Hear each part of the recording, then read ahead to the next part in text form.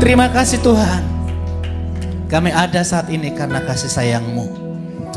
Sampaikan isi hati-Mu. Sementara Engkau berfirman, sesuatu terjadi dalam hidup kami. Kami sambut firman-Mu di dalam nama Yesus. Sama-sama katakan, amin. Silakan duduk jemaat Tuhan. Wow, saudara, kalau pujian-pujian kasih Tuhan itu membuat kita tersentuh. Amin. Yesus itu bangga disebut sebagai Tuhan saudara. Walaupun kita sering jatuh bangun, Yesus tidak merasa malu kita mengakui Dia Tuhan dan Raja kita. Haleluya. Sudah langsung dimunculkan ya, nama yang berkuasa. Suatu hari ada seorang perwira datang kepada Tuhan Yesus.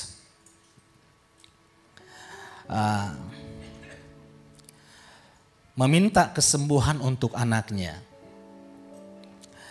Dari pembicaraan mereka, Yesus heran. Yesus kagum. Lalu Yesus berkata kepada murid-muridnya dan kepada orang Israel yang ada di sana. Dari G ya. Yesus berkata, wow. Bisa loh saudara, Tuhan kagum. Bisa loh saudara, Tuhan itu terheran-heran. Yesus kagum melihat perwira Roma ini setelah dia berbicara. Wow, iman sebesar ini tidak pernah aku temui. Baik di kalangan orang Israel, baik di kalangan para murid-muridnya. Ternyata di dalam kitab suci ada 3 orang yang imannya Tuhan puji. Salah satunya adalah perwira Roma. Yang kedua adalah perempuan Sirofenesia atau yang disebut perempuan Kanaan. Kedua orang ini kemiripannya adalah sama-sama bukan orang Yahudi. Sama-sama bukan umat perjanjian, tidak tahu menau tentang janji Tuhan. Tapi kedua orang ini dipuji Tuhan. Yang ketiga adalah imannya. Imannya YHS, imannya keluarga Kristus, gereja keluarga Kristus. Kok bisa imannya gereja keluarga Kristus dipuji Tuhan? Tuhan berkata, Thomas, engkau percaya karena engkau melihat aku. Tapi berbahagialah mereka yang tidak pernah melihat aku, tapi percaya. Saudara saat ini menyembah Tuhan. Apakah di antara kita pernah melihat Tuhan secara kasat mata? Pernah melihat, menyaksikan salibnya, karya salibnya seperti apa Yesus. Tapi kita datang bahkan dengan menangis tadi menyembah Tuhan, melayani Tuhan. Itu karena saudara percaya kepada Tuhan. Dan Yesus kagum akan itu. Saudara bisa berikan tepuk tangan bagi Tuhan kita. Perkataan seperti apa yang membuat Yesus kagum kepada perwira Roma ini? Perwira Roma ini berkata, Tuhan, sembuhkanlah anakku. Katakanlah sepatah kata saja, anakku pasti sembuh. Sebab aku ini seorang bawahan. Walaupun aku seorang bawahan, saya juga memiliki para bawahan. Nah, bawahan saya ini, kalau saya memerintahkan kepada bawahan saya, pergilah ke kiri, pergilah ke kanan, lakukanlah itu, lakukanlah ini, dia akan melakukannya seperti yang aku perintahkan. Aku punya otoritas penuh terhadap bawahanku. Tuhan, katakanlah sepatah kata saja. Artinya dia mempercayai bahwa Yesus Kristus itu adalah Tuhan. Di mana segala sesuatu tunduk di dalam perkataan Yesus. Cukup katakan saja penyakit itu tunduk dan keluar. Karena itulah Yesus kagum. Saya berkali-kali berbicara kepada murid-murid supaya mereka mengakui saya Tuhan. Mereka belum ngerti-ngerti. Nah, orang ini tiba-tiba mengakui saya bahwa saya adalah yang mempunyai kekuasaan di alam semesta ini. Karena itu hari ini tema yang saya sampaikan adalah nama yang berkuasa. Waktu firman nanti disampaikan, sesuatu terjadi dalam hidup saudara. Mari kita baca di Filipi 2 ayat yang ke-9. Sama-sama kita baca, 1, 2, 3.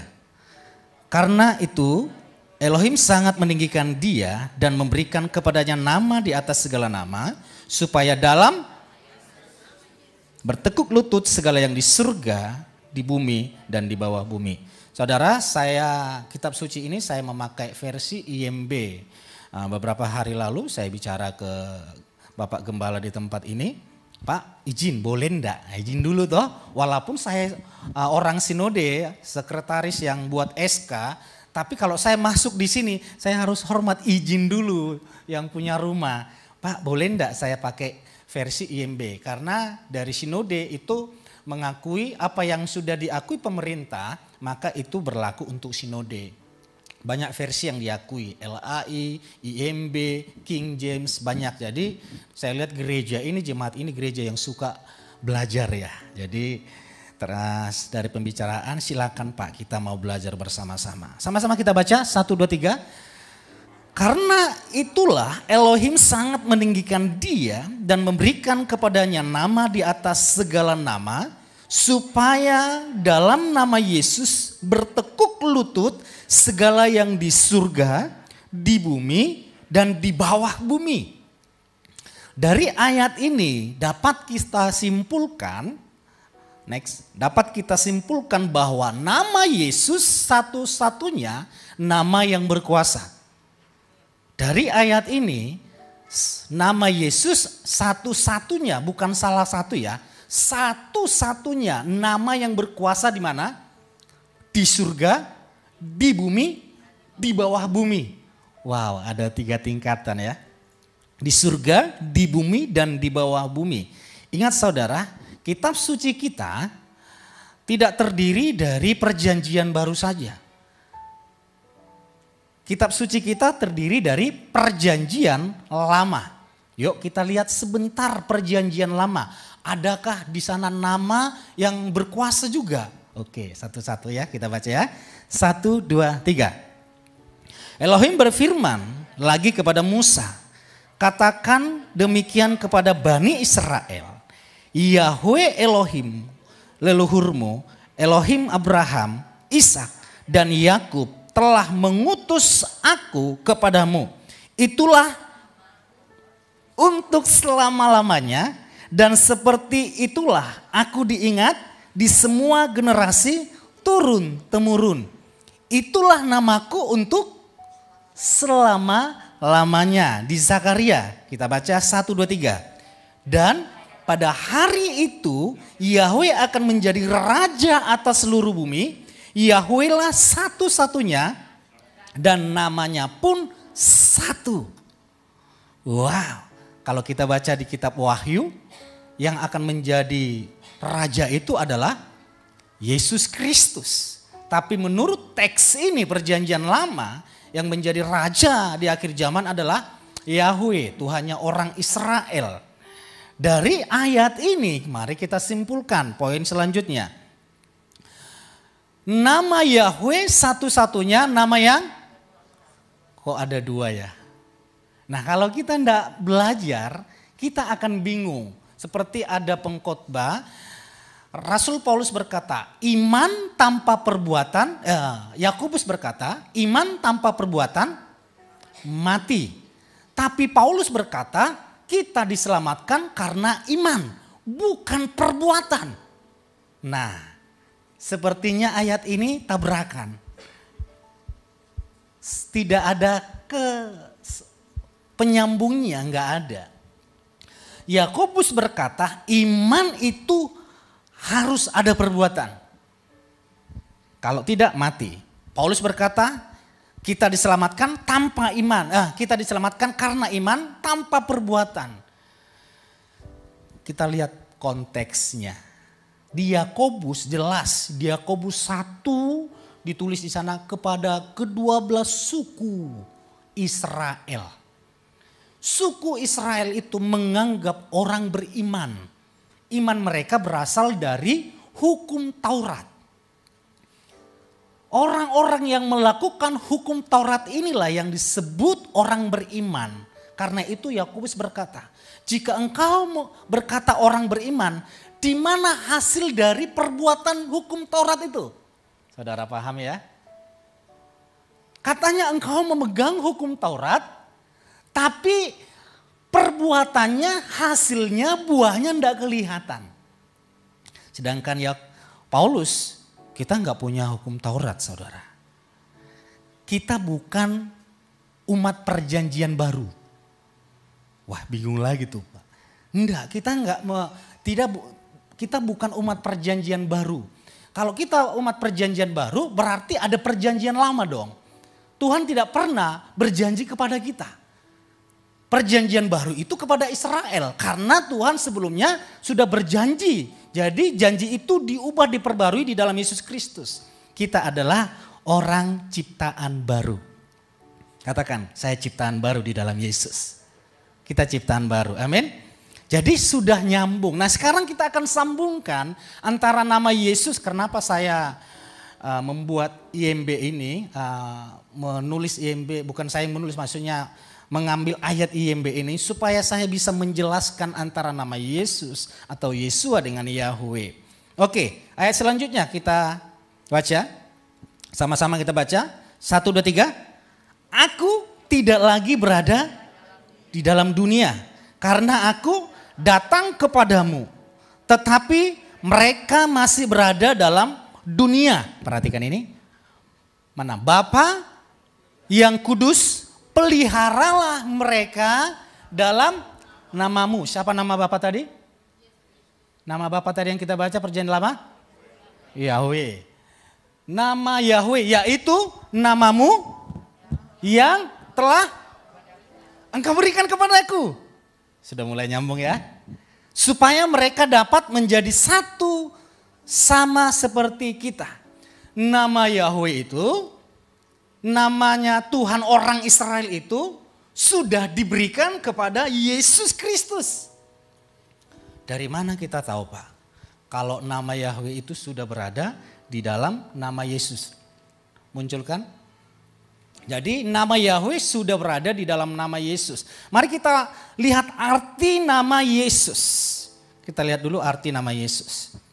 Sama-sama kita baca. 1, 2, 3. Ia akan melahirkan anak laki-laki dan engkau akan menamakan dia Yesus. Karena dialah yang akan menyelamatkan umatnya dari dosa mereka. Jadi arti nama Yesus adalah dia menyelamatkan.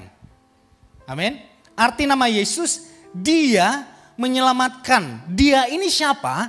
Dia ini adalah Yahweh yang menyelamatkan. Yesus kalau kita mengartikan, kita harus kembali dulu ke bahasa Ibrani. Nama Yesus adalah Yesua. Yesua terdiri dari dua suku kata, Ye dan Sua. Sua artinya penyelamat atau menyelamatkan, sedangkan Ye artinya dia penyelamat, dia menyelamatkan, dia itu adalah Yahweh yang menyelamatkan. Jadi arti nama Yesus adalah Yahweh menyelamatkan atau Yahweh yang menyelamatkan. Saudara pegang itu dulu, itu arti nama Yesus. Sekarang kita lihat arti nama Yahweh itu apa? Next. Oke. Bahasa Ibrani, tulisan Ibrani dibaca dari sebelah kanan ya. Ini adalah huruf Yod, He, Waw, He. Kadang dibaca juga Vav. Yod, He, Vav, He. Yod ini tangan. Kalau He itu sana ada terjemahannya. He itu ada jendela, bentuknya jendela. Atau pandanglah atau lihatlah. Jadi tangan, lihatlah, terus ini paku. Bentuknya seperti paku. Paku, lihatlah. Jadi lihatlah tangan, lihatlah paku. Arti nama Yahweh, lihatlah tangan, lihatlah paku. Next, siapa yang dimaksud lihatlah tangan, lihatlah paku. Lihatlah tangan yang terpaku. Tangan Yesus yang terpaku menyelamatkan manusia. Jadi Di dalam Kejadian pun, di kitab Kejadian, Tuhan sudah memberitahukan kepada Adam dan Hawa dan ular bagaimana caranya dia nanti mati. Anakmu, keturunanmu akan meremukkan kepalamu dan engkau akan meremukkan tumitmu. Jadi tubuh Yesus tersalib di sana. Saudara mungkin, oh iya ya, apa disambung-sambungkan ya?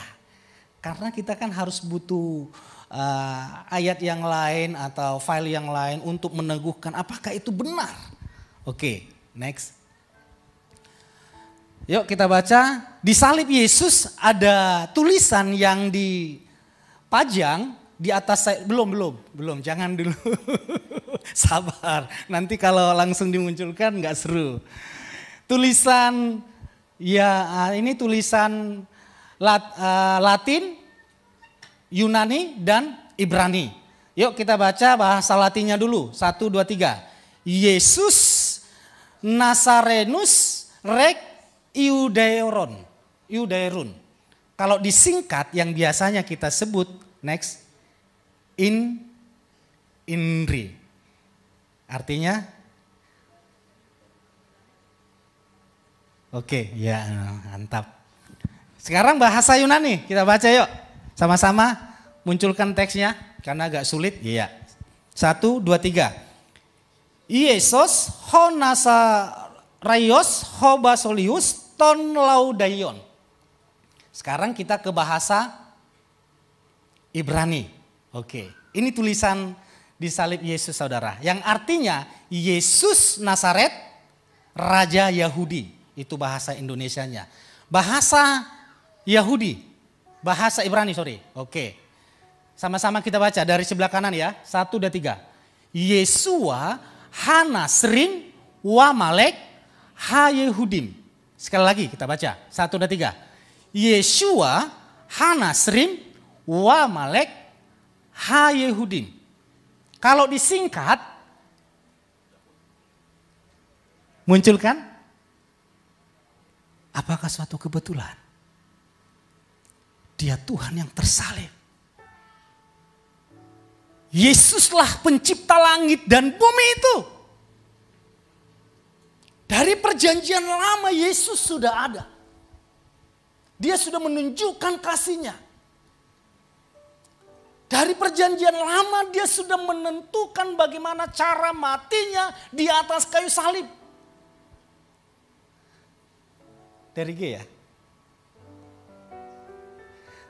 Karena salibmu ku hidup. Semua.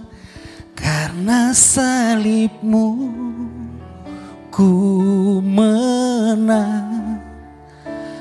Engkau yang berkuasa sanggup untuk melakukan mujizatmu. Sama-sama katakan. Karena salibmu,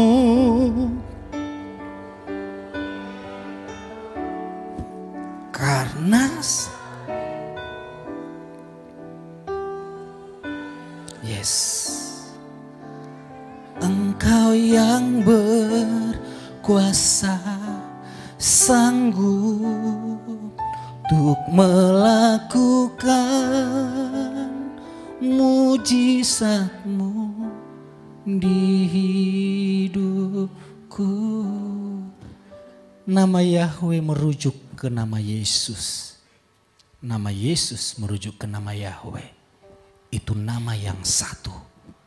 Seperti aku dan Bapa adalah satu. Nama itu tidak dipisahkan. Cukup fokus kepada Yesus.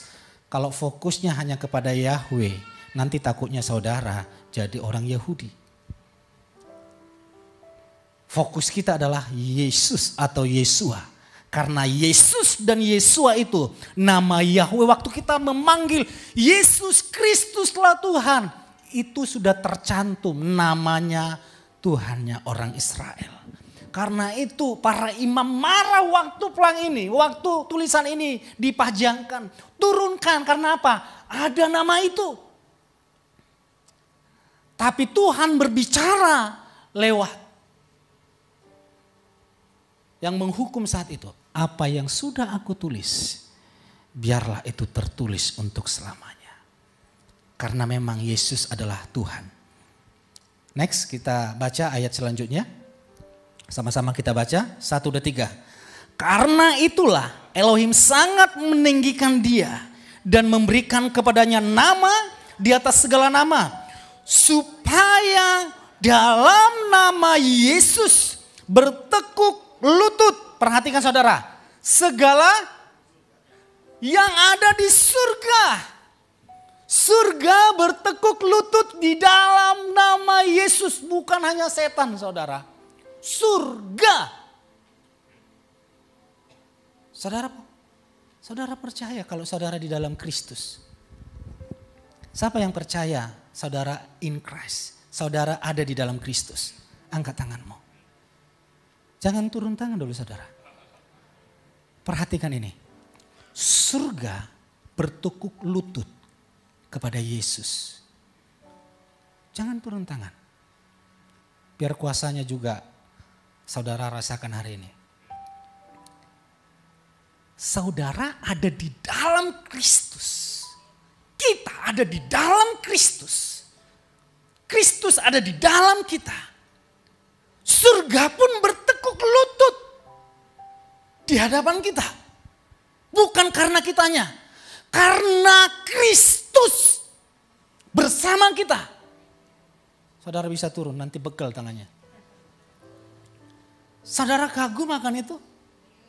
Saudara jangan lihat kelemahanmu. Pak, baca firman saya juga jarang Pak. Kadang hari ini 5 pasal.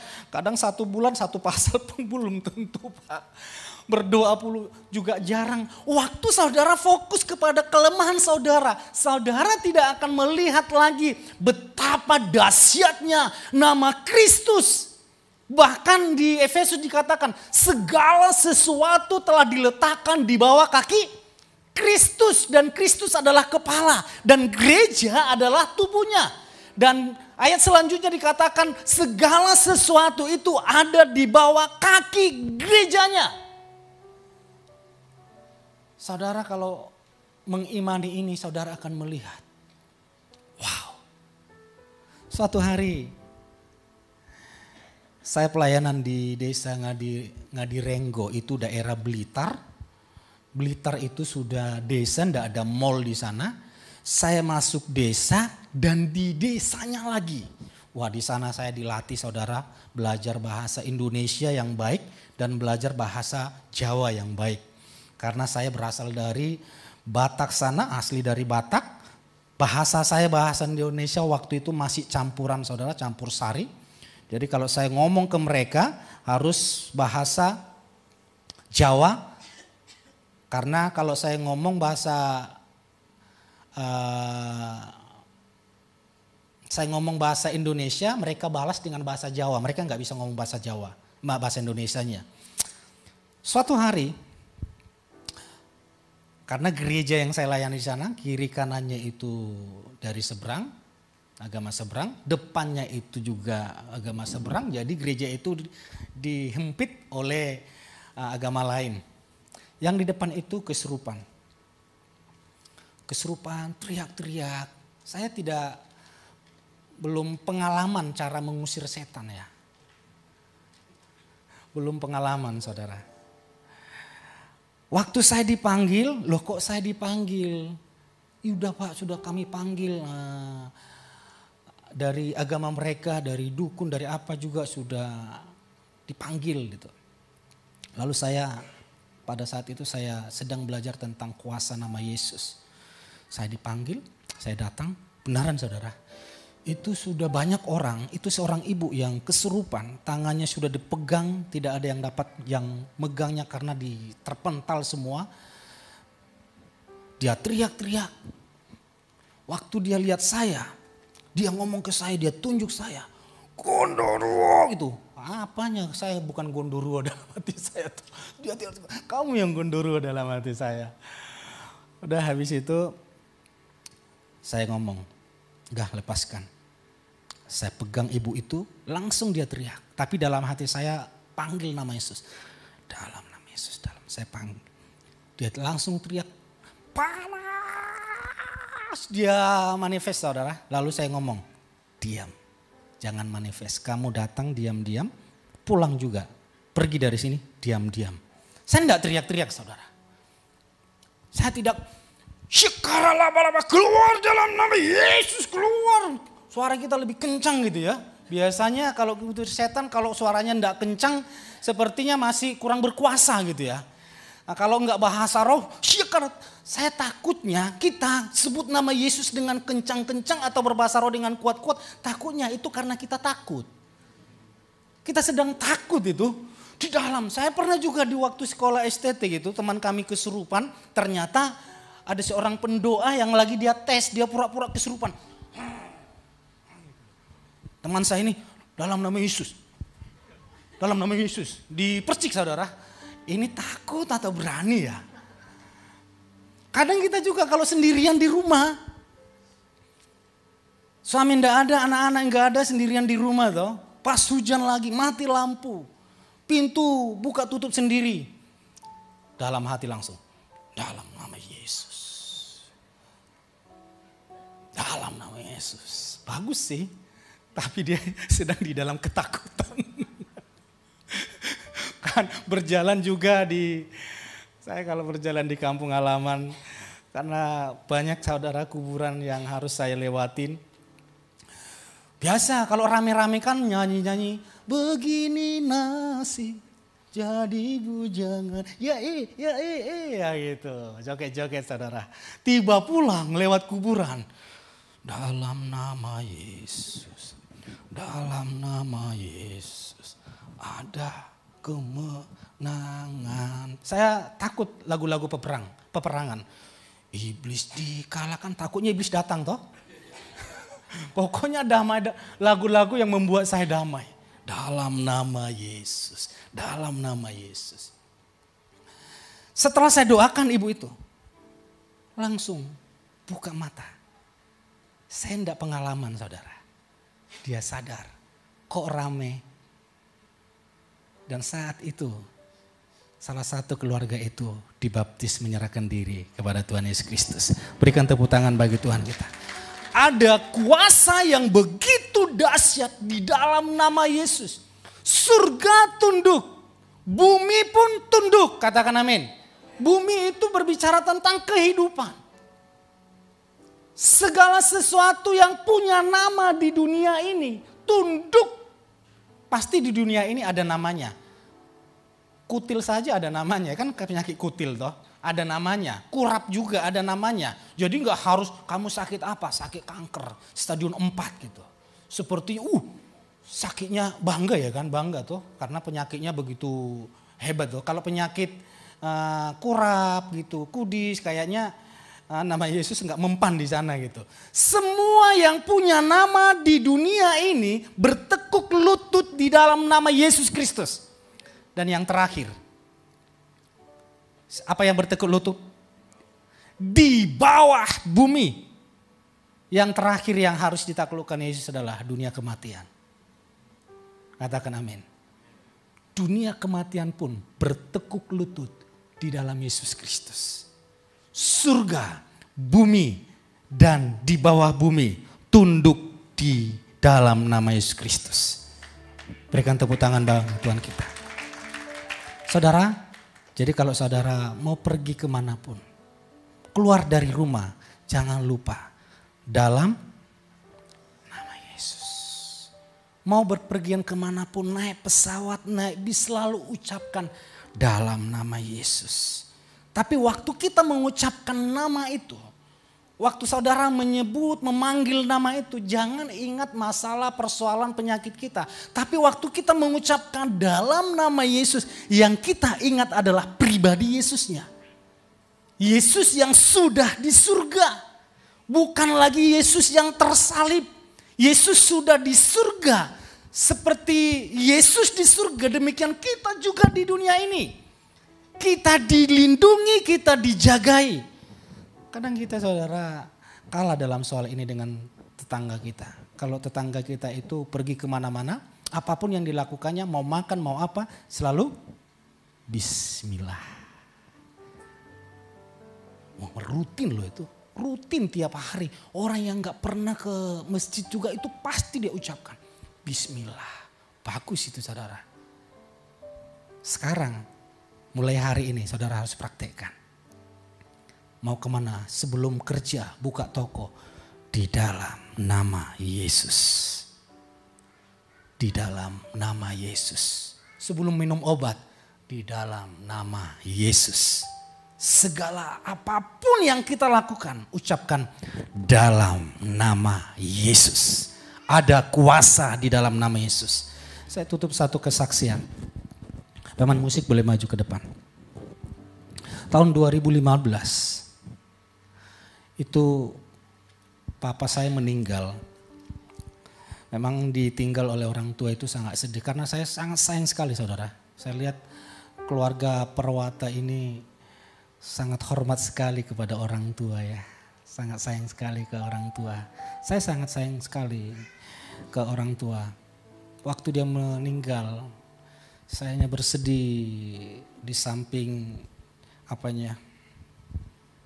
tubuhnya yang sudah tak bernyawa lagi.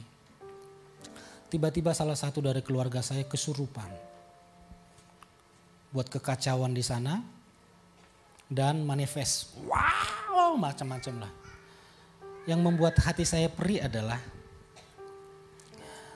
yang melihat papa saya di sana terbaring itu semua orang Kristen.